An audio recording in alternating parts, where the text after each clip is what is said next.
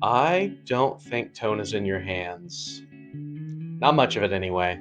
Now, when I first came to that realization, I was a little bit thrown for a loop. Like, I saw somebody post something about tone not being in your hands, it's actually in gear. And I got kind of defensive. Like, I guess I've been kind of one of these purists who thinks that tone is in your hands. And if you sound bad, maybe you just need to get good. And then I started thinking about it. Now, before we get going here, I think it's worth defining what tone is. I think for a lot of us, whenever we hear something like you had great tone or that's bad tone, what we hear is that sounded good or that sounded bad. And that's fair. I don't know that that's what tone is, though. And that's not what I'm referring to whenever I'm talking about this. Tone, I think of as more like timbre, what you get from like EQ and gain type of thing, what the waveform looks like. And specifically, like what happens when you take a snapshot of a particular spot. I think that's what tone is. So if we look at, for example, an effect like chorus, that will duplicate and then shift the signal and then overlay it on top of each other. I think if you took a slice out of that, that is a tone modifying effect because you have each of those overlaid layers that are going to affect how the signal sounds in that very moment. Whereas if you take something like reverb or delay, those are more about what happens to the tail, right? Now, that's not to say that like a delay tail and a reverb tail don't have their own tones. They do modify. They do, but it's more about that tail. It's not about the actual note that you're playing. And so I wouldn't say that those are necessarily tone modifying so much as just like additive. Of course, semantics, but I'm just trying to like add a definition here so that it's clear what I'm talking about. So if tone is not in your hands, where is it? Well, I mean, the first most obvious candidate's gear, right? We've got guitars and amps that all sound very different. We've got many pedals that are tone modifying with their effects. We've got post-processing, plugins for DAWs. We've got cables that there's certainly tone suck that can happen from cables. Even within a guitar, you've got pickups and configurations, like that's very gear-based. You've got strings that can have different materials and of course gauges. Like even between the different strings, this and this sound very different because they're different gauges, right? I mean, we've all seen the A/B test videos of different string gauges. We know they sound a little bit different, right? That's all gear, and that's okay. Like gear is so powerful in a way that like you can change it so much that you can't. That like some of the more analog tone type of things don't even matter. You can make this Strat sound like anything you want if you really put your mind to it and post, or even with EQ pedals and gain. Like it's just there's a lot of the gear goes into it, right? I mean, with our pickups, like we've got configurations and combinations of pickups. Like if I play, I'm on a Strat, so like I've got 5 different pickup combinations. This sounds very different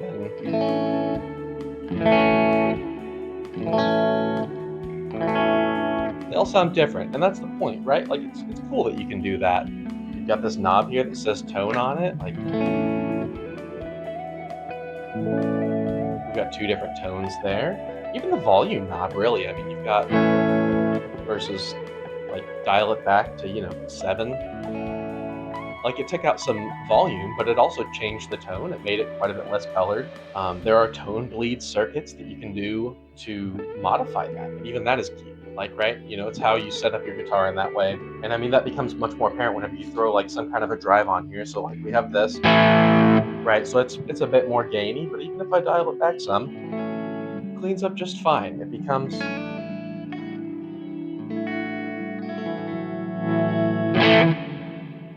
like that's not just pure volume, right? That's some gain, that's clipping, and that is tone. That's all in our gear. There's even, if you're willing to believe in it, there's tone wood and tone finish. I don't know. People land on all kinds of places there, especially on the electric guitar.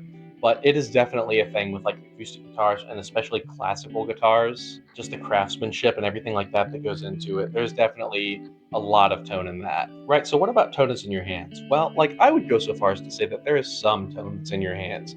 There are certainly some ways in which you can get tone out with just your fingers.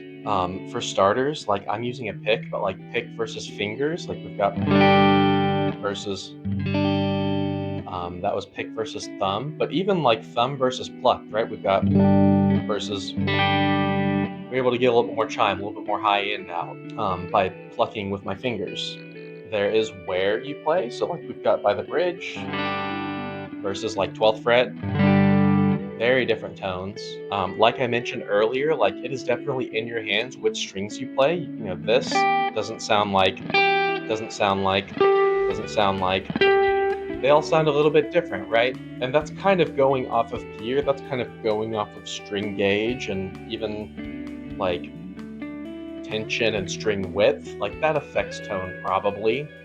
It certainly affects pitch. I'm sure all those more physical things go into it and go into shaping it like that. Even like where on the pick you hit it with, right? I mean, you can do the edge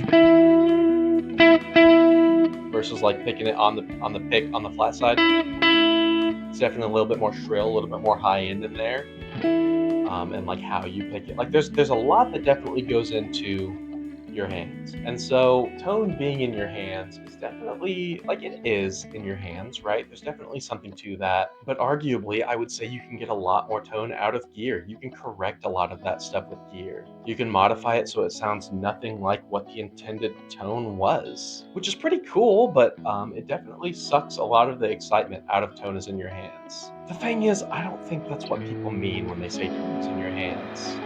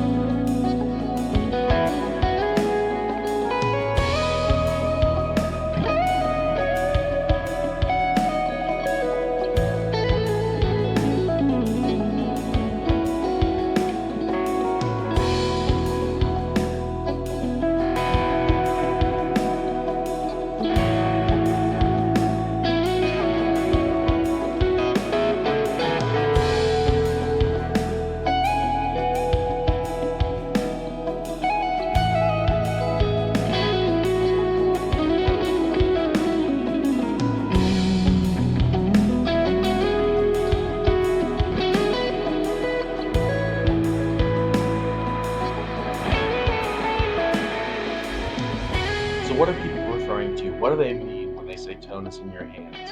Like, what is in your hands, right? All the things that aren't tone, I would argue that those things are arguably more important than tone. And that's why what's in your hands is so important. I mean, just off the bat, you've got dynamics. I mean, right?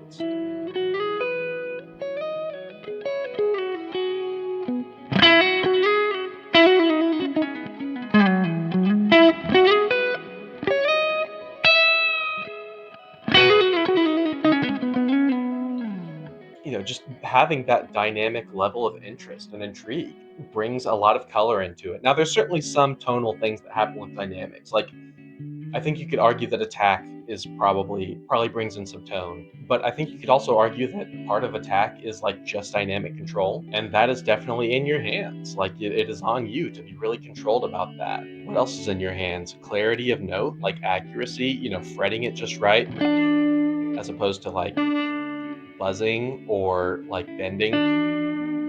Then you're out of tune, right? I mean, pitch accuracy is also in your hands. If you're holding it too hard, if you're out of tune, it's going to sound bad, right? If you're buzzing, it's going to sound bad. You've got to be able to hit these notes just right. If you're not doing that, then it doesn't matter what your tone is. You sound bad. On top of that, like the clarity of hitting just the notes that you intend to, or at least making the sound that you intend to. I mean, I can hit all the strings in that way, give it the effect that it has. Or I can do this. But if I'm actually trying to play something like,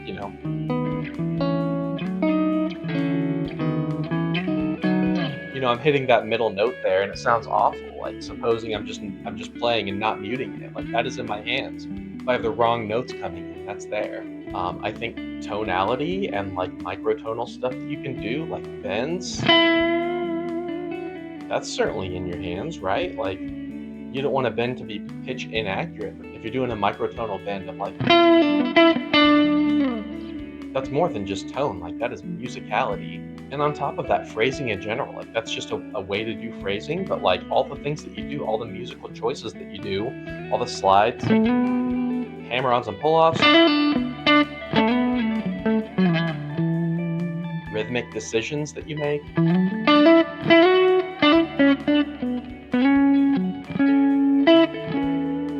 Even just what notes you choose, knowing your scales and knowing your neck.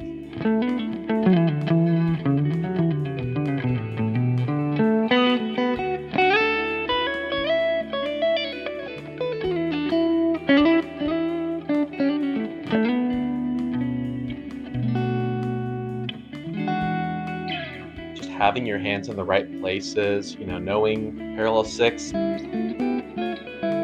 thirds.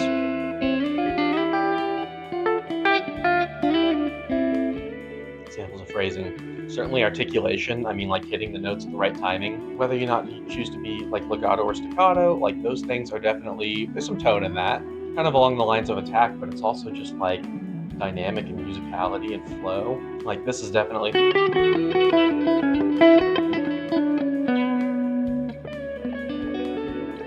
as opposed to like,